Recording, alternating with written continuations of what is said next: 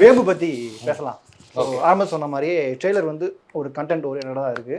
So director இருந்தே ஆரம்பிக்கலாம். பொதுவாக ஒரு இயக்குனர் படம் பண்ணுறாரு அப்படின்னா கண்டிப்பாக அந்த கதையில் அவருக்கு பாதித்த சில விஷயங்கள் இருக்கும். அவருடைய பார்த்த சில விஷயங்களை தான் படமாக பண்ணுவாங்க.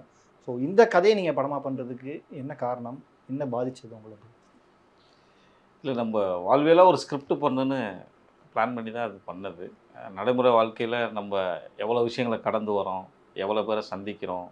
ஸோ அதுக்குள்ளே நம்ம கனெக்ட் ஆனதுனால நம்ம வாழ்வியலாக படம் பண்ணலாம் அப்படின்னு எடுத்துக்கிட்ட முடிவில் தான் இந்த வேம்பு படம் உருவானது. ஸோ அதுக்கப்புறம் நாங்கள் ஒரு கதையை அதுக்குன்னு தேர்ந்தெடுத்தோம். ஸோ அதில் வந்து ஒரு பெண்ணை மையப்படுத்தி எடுக்கலாம் அப்படின்னு சொல்லிட்டு டிஸ்கஸ் பண்ணோம். ஸோ எல்லா இடத்துலையும் வந்து பெண்ணை மையப்படுத்தி தான் நம்மளோட குடும்பமாக இருக்கட்டும், வெளியில் எந்த ஒரு விஷயமும் இயங்கிக்கிட்டு இருக்குது. இப்போது அதன் அடிப்படையில் தான் நம்ம சரி ஒரு பெண்ணை பேஸ் பண்ணி எடுக்கலாம் வாழ்வியலா அப்படின்னு சொல்லி பிளான் பண்ணோம். அதுக்கப்புறம் அந்த கதையை ஷீலா மேம்க்கு சொன்னோம், ஹரிகிருஷ்ணனுக்கு சொன்னோம். ஸோ அவங்களுக்கு கதை பிடிச்சிருந்துச்சு. ஃபர்ஸ்ட் சாய்ஸே இவங்க 2 பேர் தான். ஆமாம் ஆமாம் ஆமாம், ஓகே. ஃபஸ்ட் சாய்ஸே இவங்க தான். அதுக்கப்புறம் கதையும் அவங்களுக்கு பிடிச்சதுனால அதுக்கப்புறம் நாங்கள் எல்லாம் ஒரு டீமாக இணைஞ்சி அதுக்கப்புறம் அந்த வேம்பு குடும்பத்துக்குள்ளே போய் இணைஞ்சிட்டோம்.